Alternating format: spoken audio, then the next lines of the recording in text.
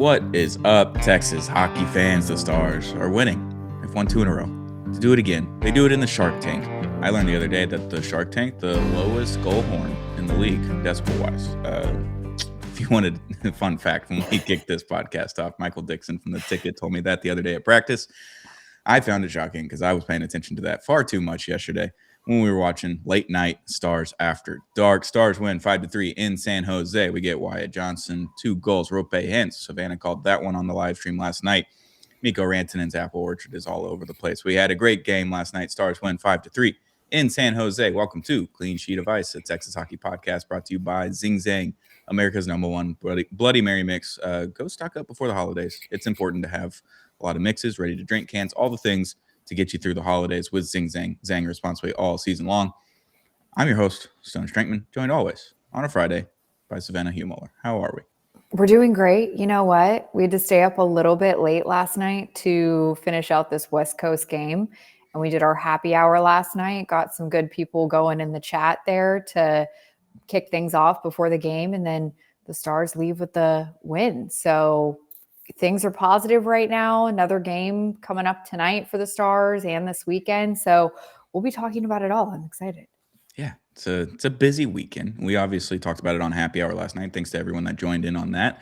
We'll be doing that. We might take a break until New Year's. After New Year's, we'll come back with happy hours. We're gonna get through the holidays. We're gonna save the nights for family and friends and all the fun stuff that goes on through the holiday season. So don't expect a happy hour until after New Year's. Sorry, we're not doing it, but we'll get back in chat as soon as we can after New Year's. Last night during happy hour, you were like, I'd like to see Roope Hintz get more on the score sheet, maybe score some more goals. We got that 12 and a half minutes into the game, and it was a little tic-tac-toe action. Mikko Rantanen, just the usual. Esa Lindell, assist merchant. He's up to 10 assists now on the season, but Mikko with the crazy dish to Roope, it just looks like, what was the game a few weeks ago where it was the same kind of thing, and you could see Mikko before he even got the pass knew exactly where he was going, and it was just Roope Hintz in front of the goal. That's what it felt like again.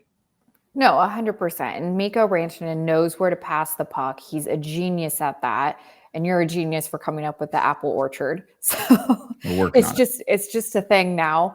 But I loved seeing that production out of Roope Hintz because I had talked about it on the pregame show. Just the fact that I wasn't seeing as much goal production from him as in years past earlier on in the season. It's kind of been like one of those things. All right, Roope Hintz, he's great with the assists right now, but maybe pacing slower than in past seasons. So I was very happy to see Roope Hintz collect that goal last night. But the easy passing from Lindell, Rantanen, they find each other and they click so well that it just works somehow. And Roope Hintz was just perfectly positioned right in front of the blue paint. The puck goes right around from Mikko, and he just found the back of the net. And it was a beautiful, beautiful play. Yeah, great setup. All finish on the score sheet there. Lindell to Mikko to Roope. It's an all finish scoring sheet there, which was very fun to kick off that game. You had a little bit of pressure in the first period, but not a ton. I think you had a few scoring chances before then, but it felt like it's kind of evenly matched until that point. And then the Stars get the first goal, and you're like, okay, feeling pretty good, feeling great. Head into the first intermission with the goal lead, and that didn't last for long. The San Jose did score kind of close after that, but it was called back for high stick above the goal line of the crossbar. So you kind of got lucky. It was a double tip as well, and I think both tips were above the crossbar, which was pretty crazy. Yeah, it was kind of weird looking, and obviously the league had to review that. That wasn't anything that the Stars needed to challenge at the moment. That was an automatic league review right there. But at least for the Stars, that maybe could have been a different game had that goal actually been good, if some of the things did not happen for the Sharks in that case. But I think things could have played out a little bit differently had that been a 1-1 game at the start of the second period.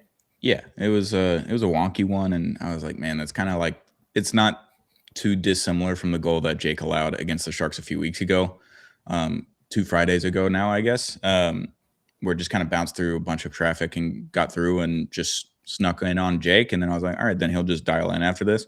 Then the goal gets disallowed, and I was like, all right, Jake, you got one more in you. Like you're probably going to give up a goal at some point. They've got a lot of pressure on it. Celebrini looks really good for the first time against the Stars, and things are happening. But still in the first period, Wyatt Johnston scores a goal, not on the power play. Shocking development here. Shocking development. Wyatt Johnston, 18th goal of the season from Miro and Essa. Another just kind of tic-tac-toe, beautiful top cheddar cheese. It was disgusting. It was gross. Wyatt Johnston, 18th goal of the season. And he was going through a 7-game drought of not having a goal. So that was nice to see that from him. And we were even talking about this yesterday about the Wyatt Johnston conversation for Team Canada. Yeah. How do you not look at what he is doing as a player right now and say, oh my gosh, Wyatt Johnston needs to be on a Team Canada line? And it's his argument just keeps building. And then you go into the second period and we'll get into that power play goal as well. Yeah, we'll go ahead and touch on Wyatt and Olympic talk real quick, though. I was talking to Mike Heika the other day at practice before they left for San Jose, and he was just like, I don't know how you leave Wyatt Johnston off of Team Canada if you're considering bringing Celebrini and Bedard. Because those two guys are awesome, fantastic on offense, incredible on offense, great offensive minds. They're skilled. They got all the things. Wyatt Johnston is maybe slightly less skilled than them on offense, but not by a long shot. But then he also does PK. He does power play. He plays defense. He can do pretty much anything you want on the ice.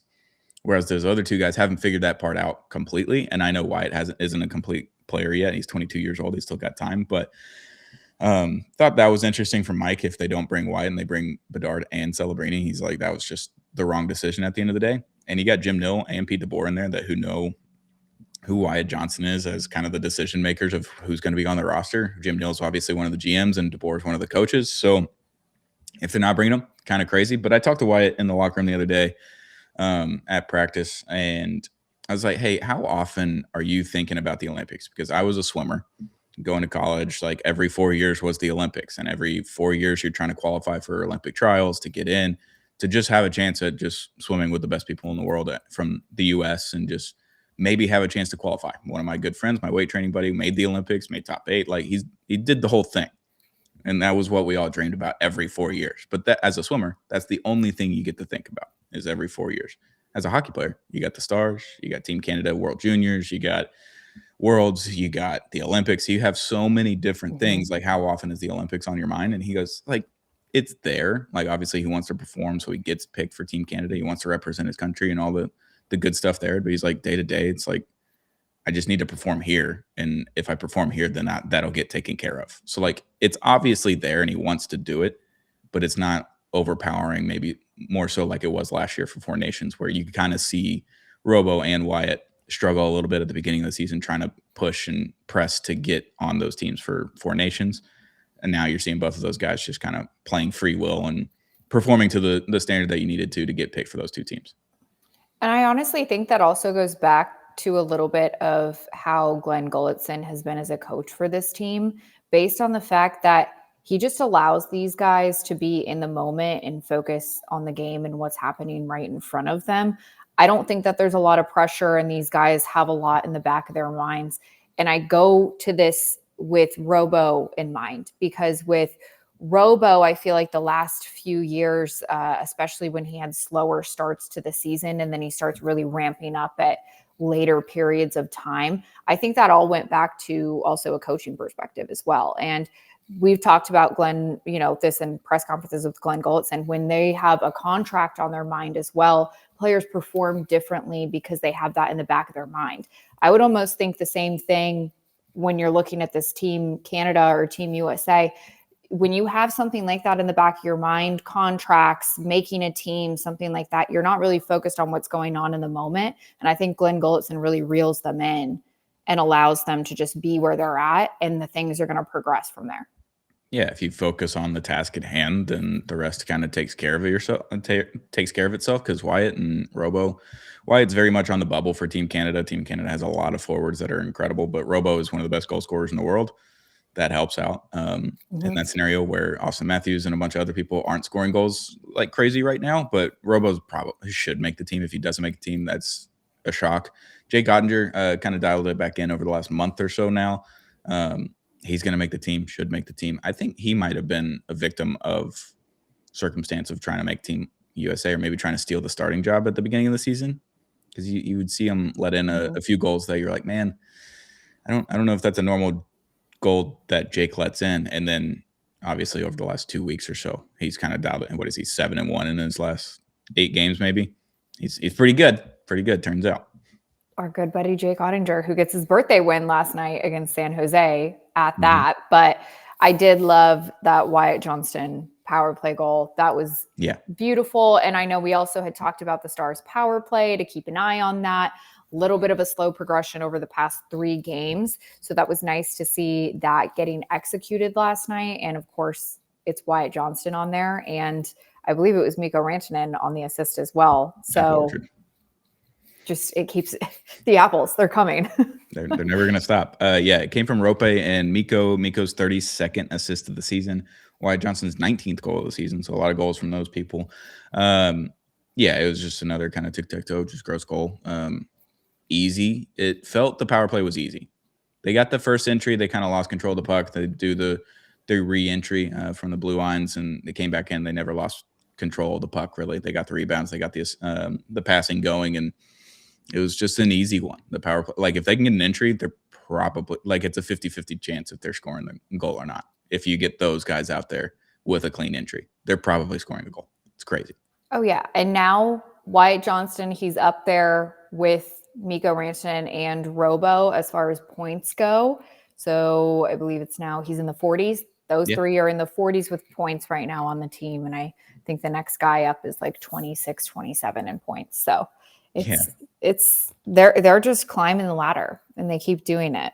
It's actually astonishing. Mikko has 46 points, so I think he's like 6th or 7th in the NHL in points. Wyatt Johnston at 41 now. His first goal was the 40th point. Second one was the 41st. Robo's at 40 points. Didn't have a point last night, by the way.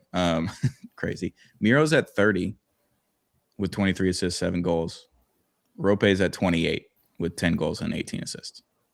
All right. And then it drops off because Tyler Seguin hasn't played in a couple weeks now. So, but you got 5 guys over 28 points here. Rope's 2 points off of being a point per game player. Miro's 5 points off of being a point per game player. And then you have 3 guys that are well over point per game. Just crazy. Seems good. Seems like a good thing. But the Sharks didn't make it easy, obviously. In that second period, there was 4 goals total, 2 by the Sharks and 2 by the Stars. Obviously, Colin Graff gets a goal from Macklin Celebrini off of the faceoff. Colin Blackwell was out there on the faceoff. Celebrini did a crazy move where he knocked it behind Blackwell, deked around, like jumped around him, and then just kind of set up the offense, sent it over to the crease where Colin Graff was, and it was the easiest goal of all time for Graff. Shot once into the blocker and then once more into the back of the net. The defense was nowhere to be found. Ilya Labushkin was kind of like in the middle of the ice. Ritskovian was nowhere near the play. Like there was just no one near Graff in the crease, which that was reminiscent of the first 2 weeks of the season. We haven't seen that in a while. So that was a tough one to give up, especially when you're only up 3-1 at that point, and it becomes a 3-2 game. I did like the way that the Sharks were playing last night. Aggressive. They were very aggressive. They actually had some very good offensive looks. Mm-hmm. And when I was looking at their passing, the different things that they were doing, like Celebrini is a genius as well. He's very good at knowing where he's at and where his teammates are at and where to pass the puck. And we'll get into that third period goal, but that was one of the most beautiful goals I've seen this season out of the Sharks. And it's just, I mean, they had a really good offensive night, really good passing, and their speed was up there. So that's where you get past the defense and you need to have your star skaters where they need to be. But that was not the case during that play. Yeah, it was just you kind of expected to win the faceoff, but then the faceoff goes in the other direction when you didn't win the faceoff, and it goes in the direction that you expect to win it. I thought that just kind of set the whole play on fire for the Stars in the defensive zone, and no one really knew where to go, and it was just a little bit of lost puppies just running around the ice, and it is what it is. You give the goal, you're okay. I haven't really blamed Jake for any of the goals that have gone in yet. It's just like tough defending, and when the Stars don't defend well, the offense is usually not as good. Luckily, the offense was pretty good last night because at the end of the period, less than a minute left, Sharks goalie goes behind the goal to gather the puck, and you can see that there's two Stars defenders around the two Sharks forwards, and then you're like, okay, he's just going to send it around the glass. It's going to be either icing or they're going to pick up the puck, and we're not going to have any time left. The zone rush is over. It is what it is. No, he sent it directly back into the middle of the ice. Missed the Sharks player stick by 4 feet, and Justin Ritzkovian was like, "Oh, okay, yeah, I guess I'll take this. This is great." Shot it into essentially what was an empty net. Preposterous play by the Sharks goalie. This happens maybe once a week to those goalies, and I can't believe it keeps happening. But what was he thinking? Like, just stay in the net. Let some of these guys go behind, get the puck, fight it out, whatever needs to happen. But he created way too much time. And then the passing, how do you have the Stars defenders in your zone right there, 4 feet away from your goal. Like, I don't know what he was thinking, but Ritzy saw it and he was like, oh yeah, this is easy. Like, no problem there. Goes in the net. Stars are up 4-2 at this point. Just, that was a clear fail from San Jose at that moment. Was the easiest play of all time. All he had to do was just send it across the glass. Just bank it off of the glass on the corner, and then the play has to restart. Either it stays in the zone and the Stars have to regroup if they gather the puck. If the Sharks get the puck, they just got to get it out of the zone. That's all it is. It was preposterous. And it was also the first goal that Justin Ritzkovian has never celebrated. Just stood there. He was like, you know what? That's on you, pal. I didn't do much. You just nod your head. Yes, I did get that goal. And that was San Jose's fault, like, entirely. Yeah, he just did the old teammate hug of the guys on the ice and then does the knuckles. Like, it was what it was. Like, that's the first time this season he does 4 goals. And the first 3, it looks like he scored in game 6 of the Stanley Cup playoffs. Like, looks like it's just the massive goal. Him and Nathan Bastian love that about them, that they will celebrate a goal like it's the last goal they'll ever have. Big fan of those. Justin Ritzkovian was like, yeah, I didn't deserve this one in any way, shape, or form, but I will take it for the tally. I'll take it on my score sheet. Exactly. It was very funny. And then you get to the third period, 4.5 minutes in the period. Colin Graf again. Sharon Shaw and Celebrini are the assists there. Celebrini has 35 assists, which is freaking insane. It's Graf's 8th goal of the season. It's a tough one to give up. Really, it's just a bad timing. And yeah, the Sharks had a lot of pressure, but I will say after the game on Monday against the Kings, a lot of the players like Mikko and Duchesne and some other guys were saying like, hey, we got that second goal. We were up 2-1. And a lot of the times, a lot of teams will just kind of back off and they won't have the offensive pressure and they'll just kind of park the bus and flip the puck into the zone and just play defense the whole rest of the period. They were really proud of the way that they kept battling and kept trying to get in the O zone and kept trying to get good shots on goal. And that's how Mikko ended up getting that 3rd goal against the Kings. I will say that the Stars did a really good job of that last night, especially in the 3rd period. I think they kept trying to get pressure, and sometimes it didn't work and sometimes it did, but they weren't just flipping the puck into the zone and just hoping for a change or hoping for park the bus. Essentially, they were going after it and they were trying to get goals, which they didn't really get in the 3rd period, and they got an empty netter at the end. But I thought that was a distinct kind of switch that's flipped over the last few weeks. Well, I think also you have to still keep that energy going into the 3rd period, regardless if you're up by a couple goals or not, just because you don't want to be giving up different chances. And the Sharks were able to execute on another chance in that 3rd period. And you have a 4-3 game at that point, and you have to just keep fighting from there. And thankfully, Jamie Benn gets a empty netter at the end there because San Jose is obviously going to try to get that to be a tie game. But that was the play that I was talking about entirely. The Graf play, Celebrini. Like that was insane. Like it was a beautiful play, pass play. Celebrini just knew where his guys were, and that was a beautiful goal. And Jake Ottinger, that, you could not. That was a hard one to save. Like it was just going to happen. Just didn't. I mean, earlier in the game, maybe in the 2nd period, there was that one timer that came across the ice and Jake's already on the other post. He has to flip over to the other post, and he does that kind of diving, falling, gets his glove on it. Like he had a great save earlier in the game. He had a lot of really good saves. The Sharks were doing something that Glenn talked about in practice the other day. So after practice, I think it was Robert Tiffin of Stars Thoughts. Great website. Tune into Robert. He's a lot smarter than me. So go read his stuff if you want real things. But Glenn was Robert asked him about A+ chances or A++ chances versus A grade chances, all that kind of stuff. The Stars usually tend to go for the A++ chances over the A chances. And Glenn was like, yeah, when you have the top 6 that we do with Mikko and Robo and Wyatt and Rope and the list goes on and on, Duchesne, like you have all these talented high hockey IQ guys, you go for the A+ chance because an A+ chance has a better chance of going in the net because the goalies are really good nowadays. Like if you did this in the 90s, you can settle for an A chance. You can settle for a B+ chance and you could get a lot of things. But in the 80s and 90s, but now the goalies are really good. The defenses are really good. You kind of, if you have the talented players, you can settle for those. So that's what comes into factor with the shot total, because last night the Sharks outshot the Stars again 37-30. But what you see with the Sharks is that they're taking A chances or B chances, and they're just kind of flinging the puck at Jake and just creating shots on net for the expected goal value and all that kind of stuff. Like they're just throwing pucks at net and hoping that one of them kind of bounces or whatever. You get lucky.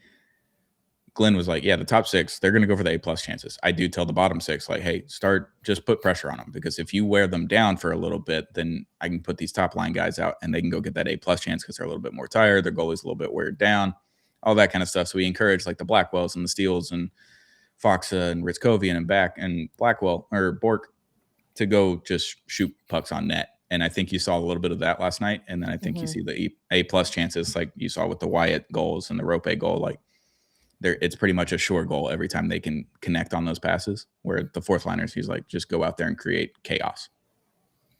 I'm curious what you thought of the lines last night, just because they did have a couple changes in there.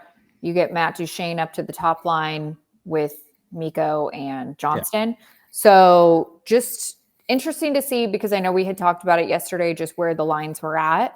But I think it worked last night for the Stars. Like it was there. I liked seeing some of the guys grouped together a little bit differently. Sam Steele dropped down like a couple lines, I believe. And he did have that call in the first period, but yeah, I don't know. Two tough ones. It was interesting.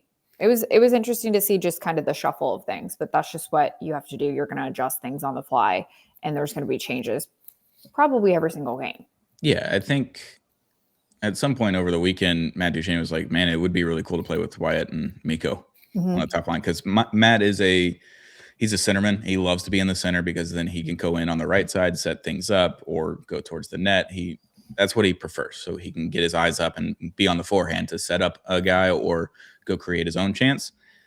So putting him on the left wing is just kind of out of position at this point in his career. He doesn't play that, but he was like, man, it'd be pretty cool to play with him. And then obviously you see the Mikko crazy assist to Matt Duchesne on a streaking behind the offense against the Kings. And I thought last night he was pretty good too on the top line. I like the top line. When you don't have Sagan and Marchman, I feel like putting Duchesne with two more incredibly talented players. And if he's in an off position, that's okay. He can learn, because Wyatt and Mikko are that good and kind of make up for any mistakes that Duchesne's going to make. And then Duchesne can make up for any mistakes that those two guys are going to make. So I like that. And I like Sam Steele on the third or fourth line. At the end of the day, Sam is like an incredibly skilled third, fourth liner, but he's a third, fourth liner, I think. And I think he likes being down there because he knows his role. There's less pressure on him because Mikko's not setting you up with like grade A chances. And if you're not getting those, everyone's going to start screaming at you online. I know everyone. I see it. I like Sam Steele. And I think he's really good on the top line. I think he's perfect. I love Sam, but I think he's perfect on the third or fourth line. So I kind of like the line mixing up, and you're starting to get a little bit more healthy. And then eventually trade deadline's going to come. It's going to mix up again. Hey, good point. But yeah, I like to see them switch up a few things last night. Matt Duchesne climb the ladder, get back up to the top line. I believe Glenn Gulletson likes where his progression is at. And I had overheard Matt Duchesne the other day when he was doing his post-game interview after the Kings game, saying how he's been giving himself a lot of grace during this time coming back from the injury, and it's a slow progression. But you know what? Matt Duchesne, he's up there back on the top line, and Stars fans cannot ask for something better right now. Yeah, I think it's a good spot for him right now, and then we'll see what happens as the season moves on into the trade deadline and all kinds of crazy stuff. I know the Stars are linked to every player, but the Stars have been linked to every player for the last 3 years. So everyone calm down. Yeah, Jamie Benn gets the empty 5-3. My favorite part from the third period, though, is Colin Blackwell. I know we talked about it during the live stream last night. That was Colin Blackwell crazy.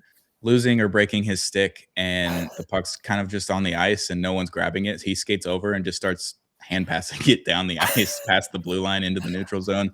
That was my favorite part because I talked to Colin at practice the other day, and I was like, hey, how do you feel after a game? Because you're a little bit older and you only play a certain amount of minutes, but every time you're out there, it is the Energizer Bunny. It is balls to the wall, 100%, sprints the whole time. How do you feel? And he's like, I don't know how like Mikko and these guys play 21, 22 minutes a night because I play 9 to 13, sometimes 15 if I'm lucky. And I come home and I am beat. I'm tired. I was like, I compared him to George Springer, who was on the Astros, where he's throwing his body around with no regard for himself, like just anything for the team. And that's what I compared Colin to. And Colin appreciated that. He was like, that's a way better athlete than me. And I was like, I mean, yeah, George is great, but he's also 6'4" or whatever, like just prime athlete. Colin, you're 5'8", buddy. Like, I know you can dunk and all, but yeah, George is a different person, but they act the same way. And I just thought that play of him knocking it down the ice with his glove was the funniest thing ever.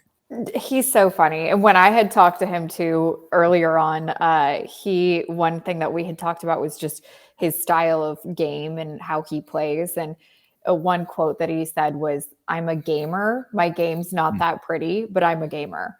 Yeah. And he just does these little things that are maybe quirky in the games, but that's just how he is. And that's his style of play. Like he plays a physical game, but he probably saw that puck last night. And he's like, I don't have a stick right now, but I'm just going to go for it. Like, this is what we're going to do. It was hilarious. Like, that was so funny to see. But of course, it would be Colin Blackwell, like doing that. It's that Harvard education. He knew what to do. He knew what was going on. Very funny that he's so incredibly smart too. It's so funny because when you talk to him, you can tell that he's intelligent and he cares and all that kind of stuff. But he's a jokester. He'll just get after it every once in a while. Oh yeah. It's funny. Love Colin Blackwell. I'm gonna see if he'll come on the pod at some point during the Olympic break. Oh, that'd be great. Next time we see him, we gotta ask. But that'd be so good. Yeah, great play by Colin Blackwell. Stars win 5-3. Before we move on, make sure you hit that subscribe button because at 250 subscribers, we're giving away this Mikko Rantanen bobblehead. It's sitting here on my desk. It's just waiting to go in the mail. It's waiting to go to a lucky one of you subscribers. At 250 YouTube subscribers, we'll give that one out. And if it happens in January or February, we might have another big giveaway to pair with that, or maybe we'll just do 2 giveaways in Q1. So got a fun partner to do some sponsorship stuff with. It's going to be really fun. It's a big giveaway. So make sure you tune in. Make sure you hit that subscribe button on YouTube, or if you're an audio listener, just go hit that subscribe button on YouTube. You don't have to watch us there or anything like that. But if you want to watch us on Spotify, we got streaming there, and then you can listen to us on Apple. So thank you guys for tuning in. We've had a lot of success over the last, I guess, a little over a month now. We've been on this new channel. So we've had a lot of fun, a lot of views, a lot of watch hours. So we're very appreciative of that. And we want to make sure we're giving back to you. So tune in, hit that subscribe button so we can give away that Mikko bobblehead. Before we get out of here, Savannah, we've got 2 games to talk about. Back-to-back on the West Coast, 9 p.m. again tonight, Anaheim. We will not be doing a happy hour. I can't. I got minimal words today, and we're spending them all on this podcast right now. So no happy hour tonight, but Anaheim, what are we thinking about this game? Anaheim's going to be a tougher game for the boys. And I like the way that Anaheim played against Dallas when they were here. They seem to just get under the Stars' skin. That's what I'll start with. I do like their puck production and how they're scoring right now. Anaheim is a little bit more of a sleeper team than I think anybody expected this year. Leo Carlsson right now is leading their team in points. He has 17 goals, 24 assists. Cutter Gauthier, he is at 36 points, 18 goals, 18 assists. Really like those two. They're very, very sneaky. And then you have some really good guys as far as your defense goes. Jacob Trouba, love him. He's an outstanding defenseman. And then their goalies right now, you don't really know what they're probably going to do. Lucas Dostal, he's outstanding for the Ducks. So I'm assuming that they would likely start him. We'll wait to see if there's any news. I'll kind of follow some of that stuff today. But I think this game could honestly go either way. I think also that the Stars playing last night in San Jose, you have a late night flight into Anaheim, and then you go right back into it here with another game. I think they may be a little bit tired. They may switch things up. You might see Nathan Bastian in there. Adam Ernie, he may get his start. So that would alleviate maybe a little bit of pressure from some of the guys. But I think this one is kind of a toss-up. What do you think? Yeah, so they've only played, I think, 2 back-to-backs this season. I'm looking at the schedule right now. 3 back-to-backs. They haven't lost a second game on a back-to-back yet this season. Okay. Well, they've only lost 1 game in a back-to-back session so far, and that was against the Rangers in overtime 3-2 at the beginning of the month, where I feel like we got robbed in that game. But, whatever. It is what it is. So, it is. I know someone in the chat last night again in the live stream was saying that last night was a trap game against the Sharks, and I kind of agree with that. But Anaheim plays us really well. They're fast, they're physical, they're very skilled now with the young guys, along with Chris Kreider, some additions that they've made with the veteran group. Like, they're a good team. They're second in the Pacific. Like, they're not bad. I think I don't know how far they are back in the standings, but it's not too far. They're at 42 points. The Stars are at 51. Like, they're 20, 12, and 2. Like, they just don't go to overtime. So if you can win in regulation, I think that's easy. And if you go to overtime, they don't have a ton of overtime experience. They just lost one in overtime. They're just a stingy team, and they're fast, and they do a lot of things that the Stars necessarily aren't good at. And combating speed is an issue that we've had with the Stars over the last 4 seasons. So I'm curious to see what it looks like on a second night of a back-to-back. It could be a problem. I don't know. And like I said, maybe you'll get a couple guys back in for the Stars, but this Anaheim Ducks team is very, very healthy. They're very speedy, a lot of physicality. Their goaltending's been very outstanding. So I might go with the Ducks tonight, which sounds a little crazy, but I might do it. I think it's inevitable that the Stars may lose a back-to-back at some point this season. It's you're on the road. It's a lot of tough things. Yes, the Stars have a very good road record. They're 12-2-4 at this point now, but I think Anaheim's a really good team, and they're a little sneaky. Do you remember who started in goal for the last game that we played against? It was definitely Dostal. Okay. And it was Jake and Net for that one when they scored 7 goals, which only like 4 of may have been. That was Jake. And it was Dostal. Yeah. So we'll see. Like I said, stingy team, not a fun team to play against, especially now. They have 4 more wins than Vegas, but Vegas has 10 overtime losses. So they technically they own the tiebreaker, so they're first in the Pacific. They have the same amount of points, which is very funny. That's interesting. Yeah, I'm gonna go Stars though. I'm gonna 4-3. 4-3. It's gonna be close. It's gonna be gross, but somehow they squeak it out. I don't know. I just trust him on the back-to-back, and I love Casey, so I'm not gonna give him a loss. I might go 2-1. Anaheim. Okay. Yeah. I wouldn't be shocked if we have kind of a stinker on offense, but I wouldn't be shocked if they scored 4 goals. And I keep forgetting my buddy Mikhail Granlund plays for Anaheim. I always forget. Granny is there. We just played CC. All the former Stars were just circulating around him. And then one last thing before we get out of here. Stars, Maple Leafs? Is that who we're playing? Yes. Yeah. Sunday night, 6:30 p.m. Central Time. Yep. Won't be there. The Leafs stink. Did you see Berube's quote last night? What did it say? So it was post-game, and someone asked him, like, what do you do with this team? Like, what do you have to do to get them going? And he's like, I don't know. Ask them. Pete Things DeBoer are not good in that locker room. Pete DeBoer, walk on down, pal. Welcome to Toronto. Like that is the most explicit way of saying, I don't care anymore. Please fire me. This team stinks. Crazy. So that's where we're at with the Maple Leafs. So I'll go ahead and take a win even after a road trip to the West Coast. They stink, dude. Wait, where are they? I have to scroll really far. They're third from the bottom with 35 points. The bottom is 34 and 34 points. So Not the good. Sabres and the Jackets are the only two teams underneath them. They haven't scored a ton of goals, like 109 goals. They've given up 108 goals. They've scored 105. They have a -3 differential. They're 5-8 on the road. If we don't win this game, it's a shock. Yes. And I think in years past, the Maple Leafs have been great against the Stars. The past few seasons, it's just been the Maple Leafs like nonstop. I believe they actually have like majority of the wins. I'll check that, but no, I think you're right. It has to be a win for the Stars on Sunday. It's almost a given. The Maple Leafs don't have the same offense that they had in seasons past. And it's weird. We have talked about this. There's a few teams that have just kind of gone a little more downhill in the Eastern Conference this year, which is a little surprising based on what some of the teams were doing last year. It was such a tight race getting into the postseason. And a lot of those teams that did end up making it into the postseason at some point are really not at a good pace right now. And the Maple Leafs are one of those teams.